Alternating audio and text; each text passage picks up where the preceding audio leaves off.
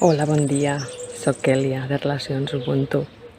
Avui, dia de l'orgull, vull aprofitar per enviar un missatge de respecte per totes les persones conegudes i no conegudes, per totes les persones familiars que no es van atrevir en el seu moment de dir el que sentien i el que pensaven, perquè ara, tirant enrere la vista, crec que n'hi havia diverses en la meva família i va ser un moment molt dur per a ells, per a elles, suposo, per totes les persones, ja no solament que no són reconegudes o elles mateixes no es reconeixen en la funció de gènere, sinó també respecte per a aquelles persones que parlen una llengua, que viuen en un altre lloc, que tenen la pell d'un altre color al nostre propi o al teu propi.